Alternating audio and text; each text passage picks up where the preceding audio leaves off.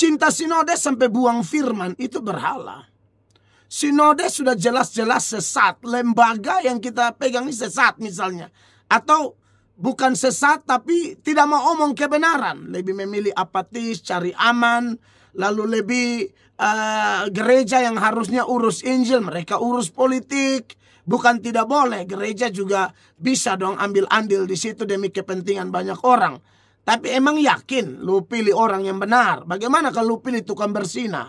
Bagaimana kalau yang lu pilih ini tukang tipu? Bagaimana kalau yang lu pilih ini nanti naik dia korupsi lalu bikin malu nama gereja? Nah di situ saya pikir kurangnya kehati-hatian ya. Dan akhirnya bawa dampak buruk. Ya, sinode yang sudah tidak lagi beritakan Injil. Kalau omong yang lain dong paling hebat.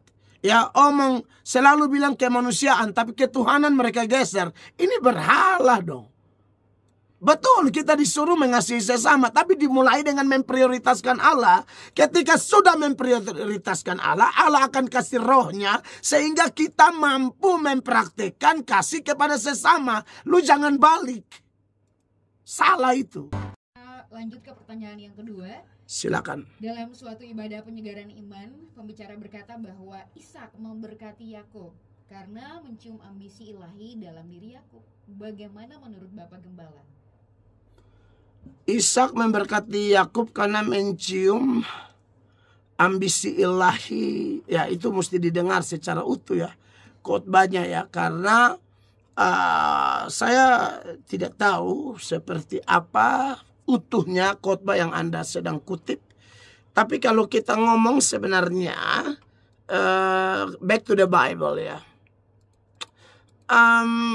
Memang dari anak-anak itu belum lahir kan kepada Ribka itu sudah dikasih tahu bahwa anak yang bungsu akan menjadi tuan dari anak yang sulung. Itu Anda bisa baca di Roma 9, 12, 13 ya. Tapi tidak cukup di situ karena yang Anda soroti kan itu Ishak ya. Kalau yang di kutipan saya itu bilangnya Ribka, istrinya. Tapi bagaimana dengan Ishak? Saya tidak tahu persis, tapi memang ada ayat bahwa Ishak melakukan itu justru dengan iman. Ya. Kalau kita baca di Kejadian kesannya dia ditipu, tapi kalau lihat Ibrani ya, kalau saya tidak salah saya akan cari sekarang surat Ibrani pasal 11 itu ya tentang pahlawan-pahlawan iman. Di situ kalau pas di giliran Ishak itu mulai ada di sana ya. Ayat 4 bicara Habel, 5 Henok, lalu 6 mulai bicara tentang iman yang seperti apa, 7 bicara tentang Nuh, lalu 8 Abraham, dan seterusnya, dan kemudian nanti kita lihat Ishak ya. Kalau saya tidak salah ingat ya, Abraham masih sampai 17 sampai 19, lalu ayat 20 bilang begini. Nah ini yang Ishak. Karena iman maka Ishak sambil memandang jauh ke depan memberikan berkatnya kepada Yakub dan Esau. Nah mungkin ya. Saya waktu Anda tanya begini saya langsung entah khotbah utuhnya seperti apa. Tapi kalau itu pengkhotbah KPI yang tipe eksposisinya tinggi, ilmu tafsirnya tinggi, saya tidak bisa salahkan dia. Pasti dia kelas itu. Ya, kalau saya sih lihat mungkin dengan dasar ayat ini ya. Waktu dia berkati Yakub itu, ini ayat jelas bilang dia melihat jauh. Ya, dan ini ayat dimulai dengan karena iman. Nah iman itu kan definisinya, iman adalah dasar dari segala sesuatu yang kita harapkan dan bukti dari segala sesuatu yang tidak kita lihat. Oke lah mungkin ada di hatinya, rohnya, Tuhan pimpin bagaimana, memang lu tipu saya tapi memang lu harus jadi bos gitu lah. Kira-kira begitu. Ya dari sisi Yakub dan Ribka ada kerjasama sok bantu Tuhan. Ini Ribka salah di sini. Ya sudah dapat suara Tuhan tapi kayak mau pakai cara-cara yang salah sok bantu Tuhan. Menurut saya itu tidak dibenarkan ya. Tapi memang alangkah baik saya lihat dulu khotbah utuhnya. Tapi untuk meresponi Anda supaya Anda jangan kecewa juga. Ada terjawab sedikit. Ada dasarnya itu ayat ya. Ibrani 11 ayat 20 ya. Tapi bagaimanapun harus khotbah utuhnya kita dengar. Sehingga kalau mau bedanya pun bedanya secara utuh, secara fair gitu. Oke, next. Kita lanjut lagi ke pertanyaan yang berikut. Bagaimana tanggapan Bapak Pendeta mengenai fenomena pemilu yang terjadi? Beta terima dia pun uang, tapi beta son dia pilih. Iya, saya yang penting dapat doi. Pemilu, beta terima uang tapi beta tidak pilih ya. Istilah dari seseorang, saya pernah dengar ini istilah kasar ya. Ada istilah pelacur politik. Pelacur politik itu adalah semua bermain uang. Yang mencalonkan diri juga main uang. Ya. Membeli, membayar kayak pelacur gitu loh. Kayak jasa, mungkin ini terinspirasi dari kalau pelacur kan pakai dia mesti bayar. Kan kasihan kalau kita dibayar untuk suara. Jadi istilahnya pelacur politik. Kata kuncinya bayaran. Dan lebih parah lagi. Ini kan pelacur begitu. Lu bayar dia tapi dia tidak cinta lu gitu ya. Dia hanya sesaat dengan kau. Dia tidak akan memilih kau. Ya, dia tidak akan ikut apa yang Krisdayanti bilang. Pilihlah aku jadi pacarmu. Dia tidak akan melakukan itu. Ya. Dia hanya bilang pilihlah uang untuk makan hari ini. Jadi menurut saya ini dua-dua tidak boleh sebenarnya ya. Walaupun sebagai manusia orang bilang, wih mustahil loh tidak pakai uang. Kalau pakai uangnya begini, saudara buat kunjungan, ngerti ya?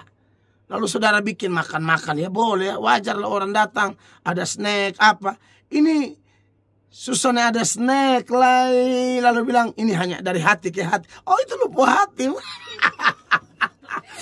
Artinya nabur gitu loh, menabur. Makanya saya senang kalau ada orang terpilih ya. Kalau ada orang terpilih di pileg atau pilkada atau pilpres. Kalau yang terpilih itu kita sudah tahu kerjanya gitu loh. Ini orang sudah nabur, naburnya tulus demi kepentingan rakyat. Rakyat susah dia datang, dia waktu naik dia betul-betul perjuangkan dunia pendidikan, pertanian, infrastruktur atau yang lain lah aturan-aturan yang dia buat kayak caleg kan legislatif itu kan kayak orang jadi DPR kan bukan untuk kerja jalan. Dia urusan dengan perubahan aturan, bikin aturan yang menguntungkan rakyat dan tidak menyalahi aturan. Itu kan tupoksinya dia di situ. Jadi kalau ada orang jadi caleg kalau dia janji nanti perbaiki jalan, itu bukan dia pun kerja, itu eksekutif. Saudara mengerti keson? Kok orang jadi caleg kok dia janji nanti dia perbaiki jalan, dia siapa? Kok dia kerja sebagai apa? Nah ini maksudnya buat yang caleg-caleg berjanjilah secara benar, ya, sehingga baik gitu loh. Lalu saudara kalau pilih orang ingat kalau itu orang baik apa pilih dia. Saudara ada duka dia ada. Jangan saudara di semua naik baru dia pimete itu munafik gitu. Ya. Ini orang yang saudara dulu saudara tahu dia ini tanam kaki itu lebih baik menurut beta pilih dia. Itu orang pilih dia sambil nanti kita terus bimbing dia doakan dia. Orang baik itu kok. Dia tidak atau di Sujadi dia pernah lupa saudara. Itu yang Anda harus pilih. Tak usah harap dia uang lagi. Kalau dia nanti bantu saudara suatu saat saudara susah, ya itu beda kasus ya. Tapi seperti yang Anda tanyakan ini pelacur politik. Ya satu bayar, satu dapat tapi tidak coblos. Aduh semua salah. Dua-dua salah. Jadi lebih baik berdoa andalkan Tuhan. Minta Tuhan kemenangan dari Tuhan. Daud dipromosi Tuhan bukan bayar. Daud itu kerja keras, andalkan Allah, pegang janji Tuhan, tunggu waktu Tuhan, ikuti proses Tuhan. Jangan mau yang instan-instan. Yang instan-instan itu bikin sakit sebenarnya. Yang instan-instan itu berbahaya. Gitu ya, jadi dua-dua salah, dua-dua bertobat. Tuhan berkati. Kita lanjut lagi ke pertanyaan yang berikut. Ya. Mohon penjelasan sekali lagi tentang berhala gereja atau berhalakah hamba Tuhan seperti yang pernah disampaikan. Apa batas-batas kesabaran kita menghadapi hal tersebut dan harus ambil keputusan? Iya, memang pernah ada video saya sudah lama ya. Kalau yang 1 minggu lalu saya khotbah itu baru itu. Gaya saya sudah dari dulu. Salah satu saya ingat saya khotbah pakai jaket alor, jas alor itu. Dan itu di responi oleh seorang YouTuber yang sangat bagus pengajarannya, yaitu Patrick Smith. Saya nonton, ada wajah saya di situ, ada khotbah saya yang dipenggal, dan dia komentari dengan begitu berkelas, berkualitas sekali. Di situ saya bilang bahwa jangan berhalakan pendeta atau sinode. Ya, definisi berhala itu apa sih berhala? Dari kata Inggris idol, idola.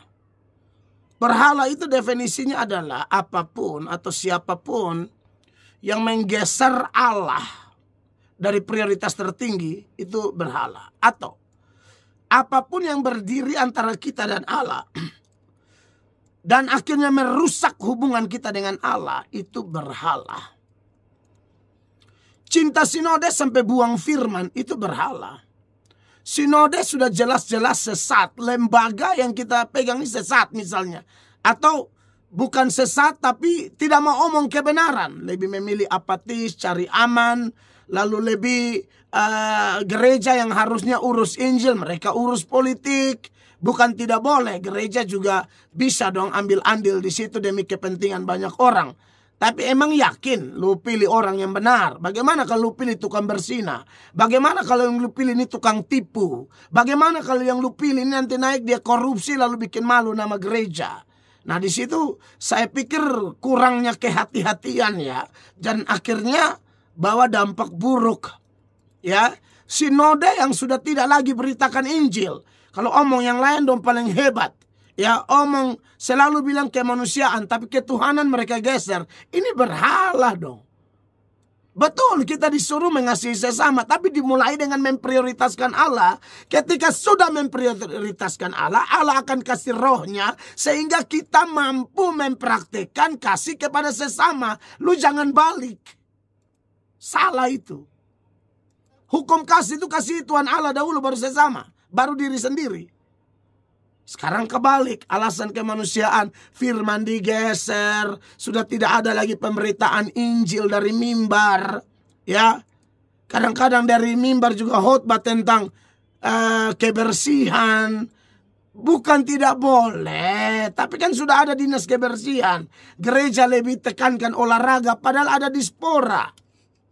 Hei, gereja tuh tanpa Injil diberitakan, olahraga sudah ada.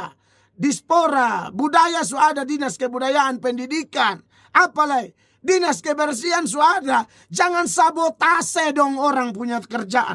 Pemerintah juga hamba Allah, bukan cuma gereja. Gereja itu prioritaskan Injil. Kalaupun yang itu ya, budaya, pendidikan, olahraga, masuk dikit-dikit bolehlah.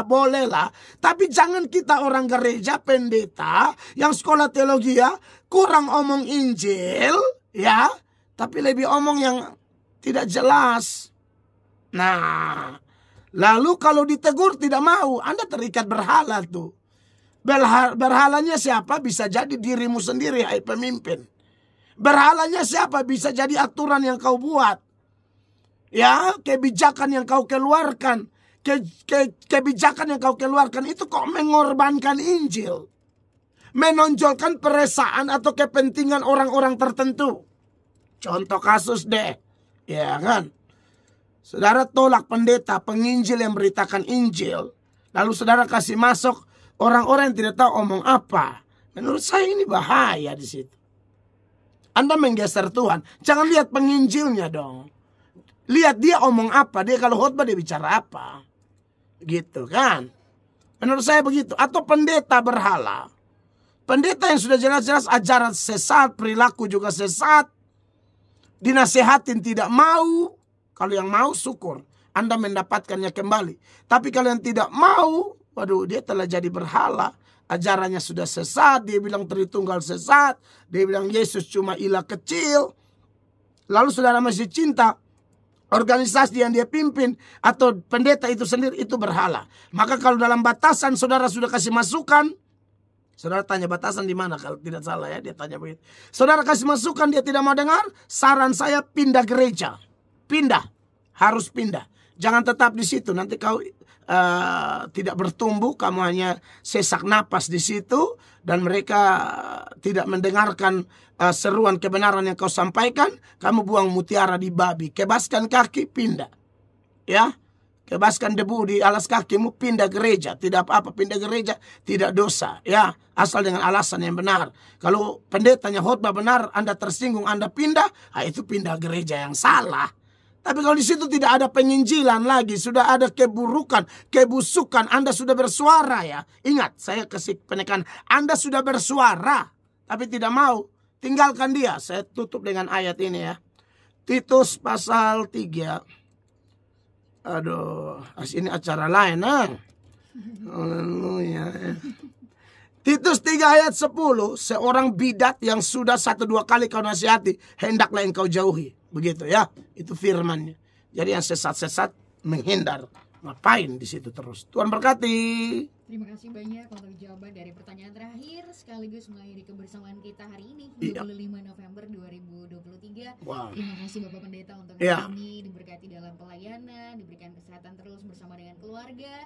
Dan sebelum kita pamit, ada yang akan disampaikan, silakan. Besok saya akan khotbah di Gereja Amazing Grace dengan tema Israel. Ya, Israel itu having power with God, mempunyai kekuatan dengan Allah atau God's fighter, pejuang Allah. Dan saya bilang Israel pejuang Allah, jangan coba-coba lawan Israel. Itu tema khotbah. Seperti apa isi khotbahnya? Yang minggu pertama sudah viral di YouTube, dan nanti ini sambungannya agak lebih ngeri-ngeri sedap. Di mana saya soroti Israel salah kok Tuhan bela ya. Kenapa ya? Nah, itu dia cukup ya. Nanti tolong datang dan dengar. Mari kita berdoa. Bapa di surga, terpujilah Allah yang hidup, Allah yang ajaib, Allah yang tidak pernah tinggalkan perbuatan tangan-Mu. Hamba sudah selesai bicara atas nama-Mu. Apa yang hamba sampaikan tidak sempurna. Hamba berdoa di dalam nama Yesus, urapan Allah di atas kami semua yang mendengar khotbah sepenuh hati. Tuhan tolong supaya kami rendah hati, kami tidak tersinggung, tapi kami berkata amin, lalu kami mau hidup dalam Engkau. Diberkatilah semua gereja Tuhan, pendeta, hamba Tuhan, supaya benar-benar jadi penginjil yang hidup berkenan, melakukan yang benar, nama Tuhan dipuji, dipermuliakan, sehingga kami tidak menjadikan sinode kami atau diri kami sebagai berhala dan menggeser Allah dari gereja. Sungguh-sungguh kami menonjolkan Tuhan dan firman-Nya. Diberkatilah para pemerintah, pejabat yang ada, eksekutif, yudikatif, legislatif, TNI, Polri, biar takut akan Tuhan ada di atas mereka. Juga radio ini Tuhan pakai, kami tim yang bertugas, Tuhan memberkati. Terpujilah nama Tuhan, demi nama Yesus kami berdoa. Haleluya, amin. Terima kasih Bapak Pendeta, terima kasih kawan SKFM. Sampai ketemu lagi minggu depan. Setelah ini kawan masih di